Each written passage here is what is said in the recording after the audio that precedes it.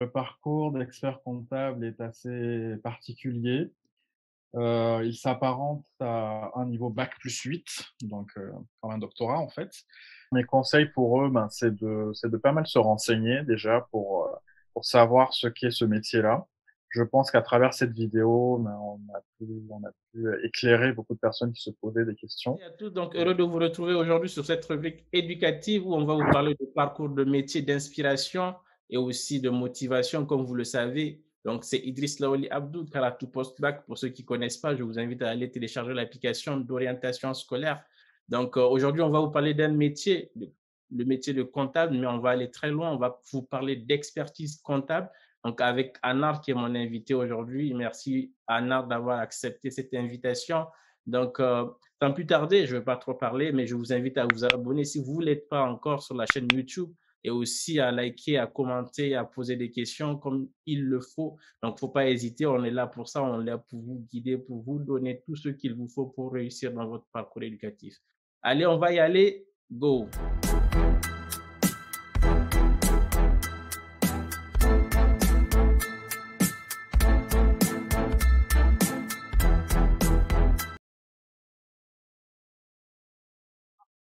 Bonjour Anna,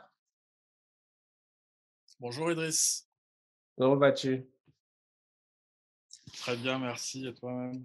Je vais très bien aussi. Donc, sans plus tarder, je vais te demander de te présenter à ceux qui nous regardent. Oui, bonjour à tous. Du coup, je m'appelle Anna Armoudo, je suis de nationalité nigérienne et je travaille comme consultant en expertise comptable depuis bientôt 5 ans en France, en région parisienne. D'accord, d'accord, super. Et du coup, comment est-ce qu'on devient expert comptable? Alors, le parcours d'expert comptable est assez particulier. Il s'apparente à un niveau bac+8, donc comme un doctorat en fait.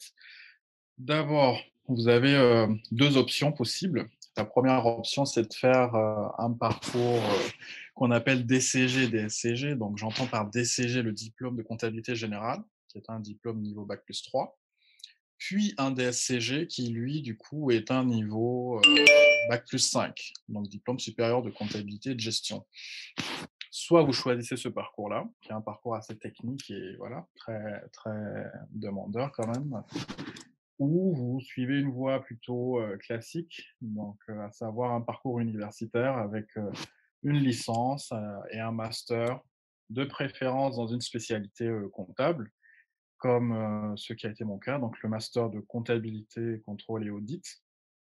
Une fois que vous avez ce master-là, qui est donc un équivalent bac+5, il vous permet d'être dispensé déjà du DCG dont on a parlé tout à l'heure, le diplôme niveau bac+3, et d'être dispensé de 5 épreuves sur les 7 que compte le DSCG.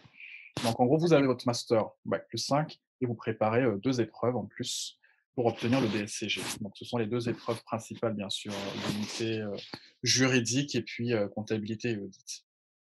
Une D'accord, mais fois que vous avez maintenant ce niveau bac+5, vous pouvez devenir officiellement expert comptable stagiaire ou expert comptable mémorialiste, qui sonne mieux. Et du coup, une fois que vous avez ce statut-là, bah, vous avez un parcours de 3 ans durant lesquels vous travaillez auprès d'un expert comptable, que ce soit en cabinet ou en entreprise, et vous suivez des formations une fois tous les 2 mois. Vous remettez des rapports semestriels et au sortir de ces 3 années-là de stage d'expertise comptable, où voilà, vous avez un métier normal, mais voilà, au sortir de ces 3 ans, vous avez la possibilité de vous présenter au DEC, le diplôme d'expert comptable, où vous avez 2 épreuves écrites, plus un mémoire à préparer et à soutenir. d'accord, d'accord, super en fait. Merci d'avoir présenté ça parce que moi, je sais que beaucoup de jeunes, quand ils veulent devenir comptable, ils disent leur rêve, c'est de devenir expert comptable. Et beaucoup pensent que on y arrive via une formation classique où on part sur les bancs, comme la thèse. Enfin, la thèse, on n'est pas, on est aussi dans un monde professionnel. Mais beaucoup ne savent pas qu'il faut en fait aller sur le terrain. Du coup, c'est un peu une expérience, on va dire, professionnelle à part entière. Donc, merci de l'avoir précisé. Mais du coup, toi, qu'est-ce qui t'a inspiré à aller vers ce domaine d'études? En fait, je n'étais pas particulièrement prédestiné à aller dans ce domaine-là. Dans ma famille, ils ont plutôt étudié le droit, ce qu'a fait mon père et mes 2 frères. Mais moi, j'ai toujours eu une appétence pour les chiffres et puis, voilà, pour l'analyse et quelque part aussi pour le contact avec les entrepreneurs, avec les entreprises, la possibilité en tout cas d'échanger avec, des acteurs économiques. C'est pourquoi je me suis orienté, dans ce domaine-là. Bien sûr, ça n'a pas du tout été, évident, même étant au lycée, de savoir exactement ce que je voulais faire et même après le lycée, quand j'avais commencé mes études, universitaires. J'ai du coup fait une école, de commerce, l'École nationale de commerce et de gestion d'Agadir au Maroc pendant 5 ans et c'est vraiment à travers, l'expérience professionnelle, à travers les stages que j'ai eu à faire durant l'été, au Niger, en banque ou en cabinet et également au Maroc, que cette appétence-là s'est développée et que j'ai décidé voilà, d'aller jusqu'au bout. Je m'en sentais capable et du coup, voilà, c'est ce que je suis en train de réaliser actuellement. D'accord, d'accord. Et du coup, tu as dit que tu as fait, une école qui s'appelle l'ENCG au Maroc, mais du coup, tu es sorti avec un Oui. diplôme, plutôt qui équivalait à qui te permettait d'aller directement vers la formation comptable, voire, assistant comptable comme tu l'as dit ou, il t'a fallu en fait, faire un autre parcours en plus du coup? Parce que je dis ça en fait surtout Bon, parce du que coup, j'ai fait beaucoup un de parcours gens en plus, mais oui, oui, oui, se pose la question, ouais, tout à fait, c'est légitime. En fait, j'ai donc fait 5 années d'études à l'École nationale de commerce et de gestion. Je suis sorti avec un diplôme, donc le diplôme des ENCG en spécialité audit et contrôle de gestion. d'accord, Donc, en restant au Maroc avec ce diplôme-là, ben, je suis déjà prémuni pour l'exercice comptable et du coup, je pouvais, voilà, me préparer pour, les examens que j'ai cités tout à l'heure. Mais j'ai fait le choix de venir en France, justement pour parfaire ce parcours académique. C'est OK, pourquoi j'ai repris un master, donc 2 années de master, le master CCA et ensuite, j'ai préparé en parallèle à mon travail le diplôme supérieur de comptabilité et de gestion. Mais voilà, ça restait un choix personnel. d'accord. Sinon, voilà, le parcours classique, c'est vraiment le bac+8, bac+5 à l'école ou à l'université, et puis les 3 années de travail avec la formation en parallèle. D'accord. En fait, je revenais sur ça parce que beaucoup de personnes, souvent quand il s'agit de prendre du recul et essayer de rebondir encore mieux, ils se posent beaucoup de questions et ils se mettent des points de blocage. Donc, comme on est là aussi pour casser un peu, ces stéréotypes et ces barrières aussi, c'est important de pouvoir mettre ça en avant. Alors, est-ce que du coup, il y a beaucoup de femmes dans ce domaine? Je pense que oui, mais parce que l'idée, c'est aussi avoir de l'inclusion dans la plupart des vidéos qu'on fait et du coup expliquer aussi aux femmes qui se mettent des barrières que voilà, tout est pour elles en fait et qu'elle peut y aller. Du coup, oui, je suis tout à fait d'accord avec toi, Idriss. Le métier d'expert comptable, en tout cas cette filière de manière générale, est une filière tout à fait ouverte aux femmes. Il y a énormément de femmes qui font ce métier et qui arrivent à s'épanouir dedans. Ceci à tous les niveaux, c'est-à-dire au niveau assistant, comme au niveau senior, ou manager ou associé. Il y a énormément de femmes. Donc, j'ai le plaisir de travailler avec beaucoup de collègues de la gente féminine. Et oui, tout à fait, pour les personnes qui nous suivent et qui sont intéressées par ce domaine, oui, il y a beaucoup de femmes dont elles peuvent s'inspirer pour se lancer dans ce parcours. D'accord, super.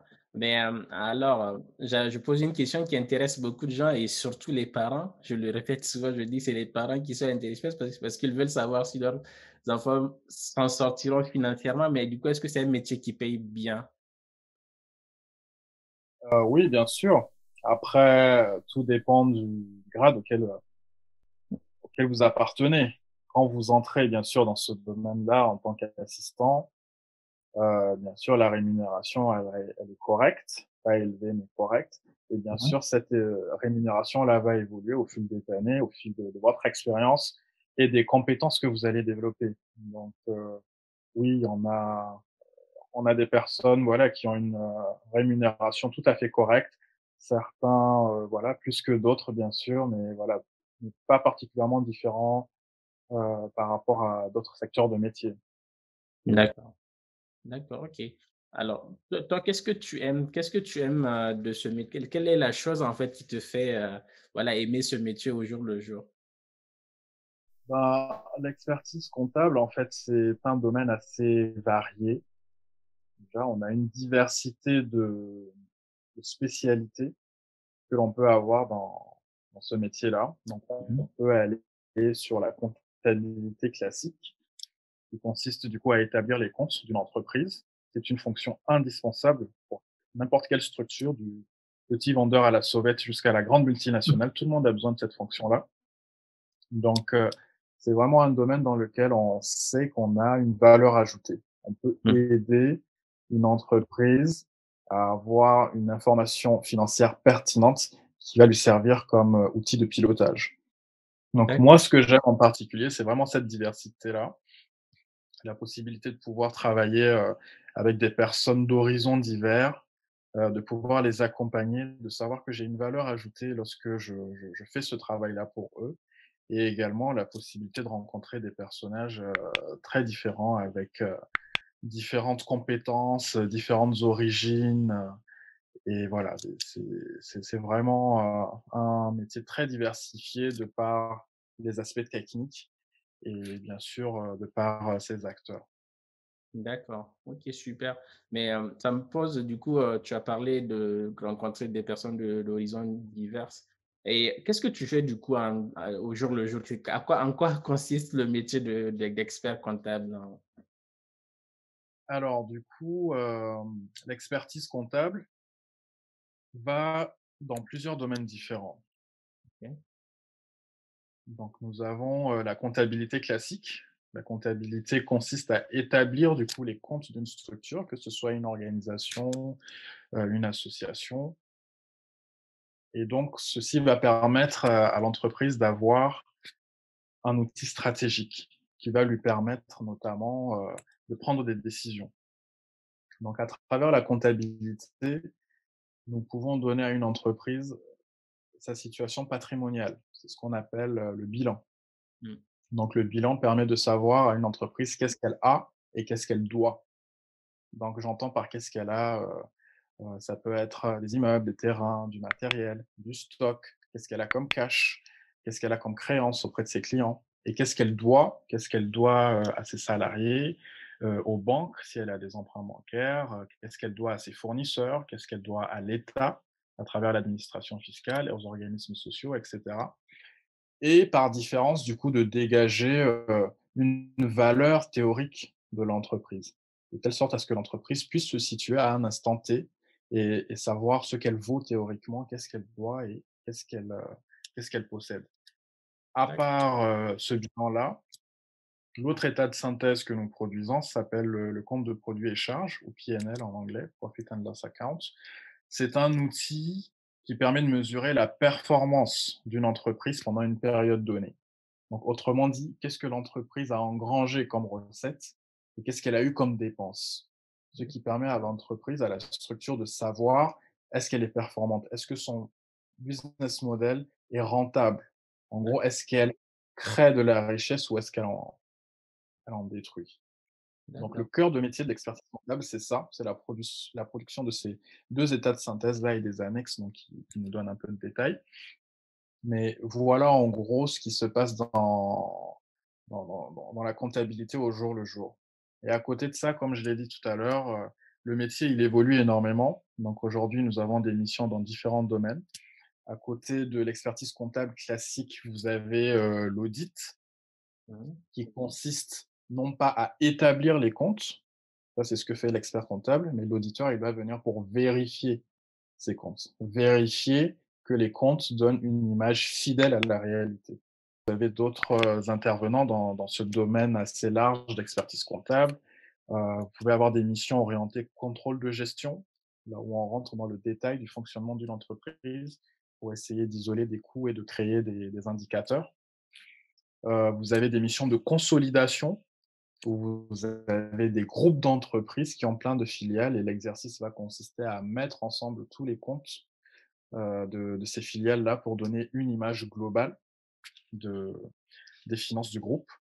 Vous avez également des missions de système d'information qui voilà, permettent, du coup de mettre en place des ERP, des logiciels de gestion intégrés auprès de clients et puis de les accompagner à à installer une dématérialisation dans la fonction finance. Donc en gros, là, voilà, c'est un exemple de mission qu'on peut avoir dans le domaine de l'expertise comptable pour vous rappeler, oui, justement que c'est vraiment très, très vaste. D'accord. Tu as parlé, juste pour ma propre curiosité, mais tu as parlé d'auditeur, tu as parlé de contrôleur de gestion. C'est lequel qui vérifie s'il y a eu fraude ou pas?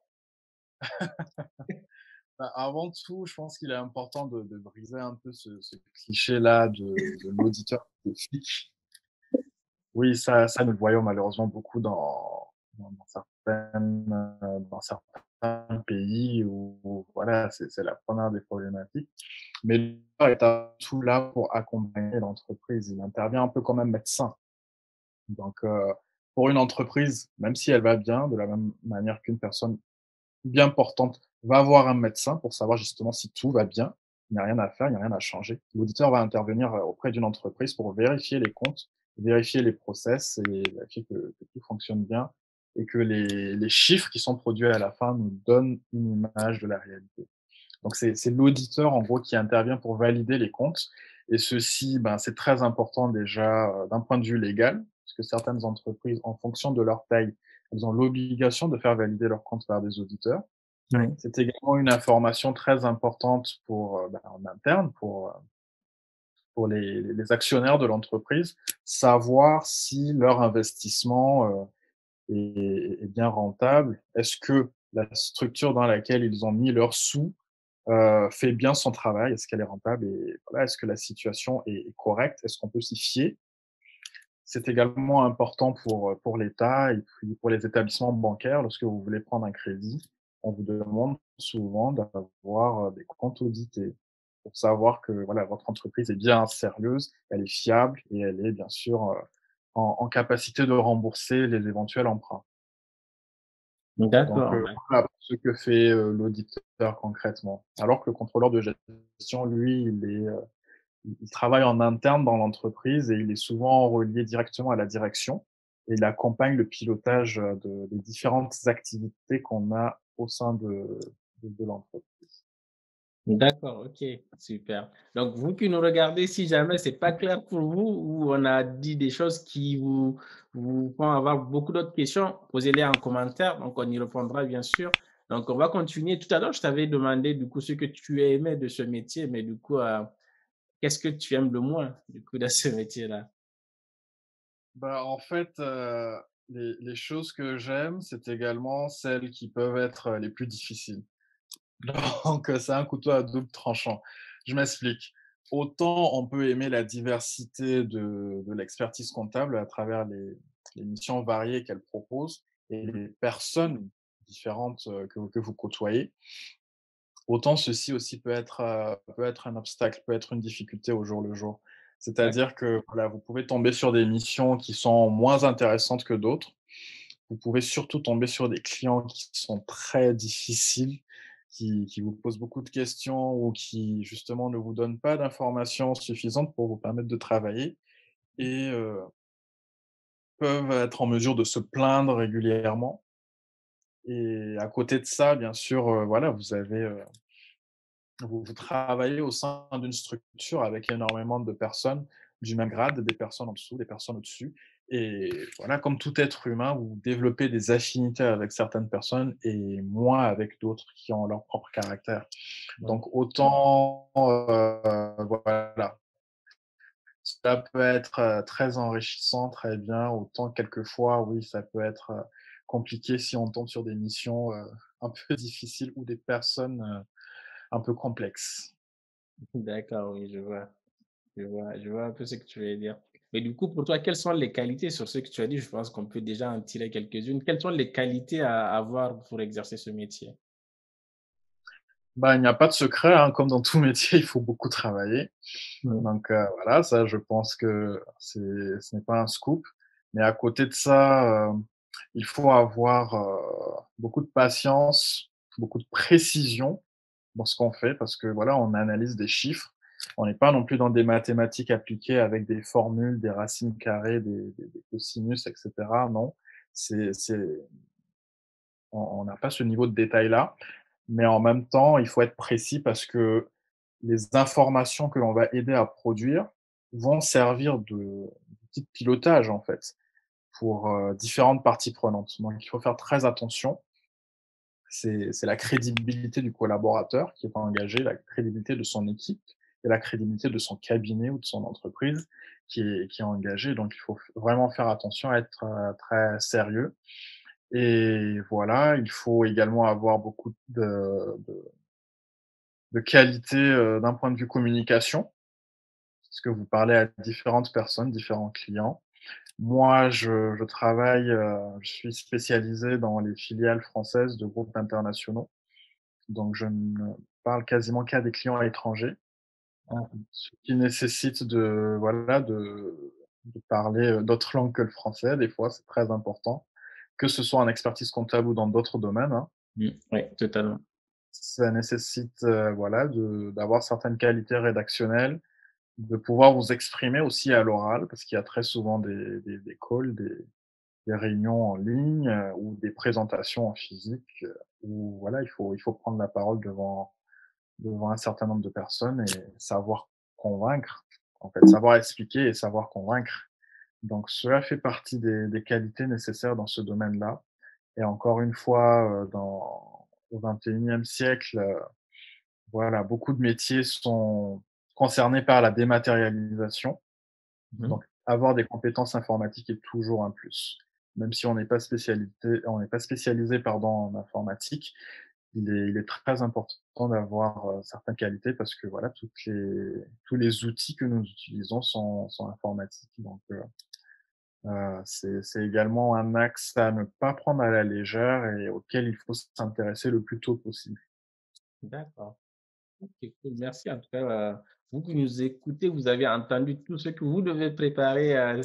Et on a parlé de beaucoup de soft skills qui se travaillent, en tout cas. Donc, si vous avez envie d'aller dans ce métier, vous avez entendu ce qu'Anna a dit. Sinon, posez des questions.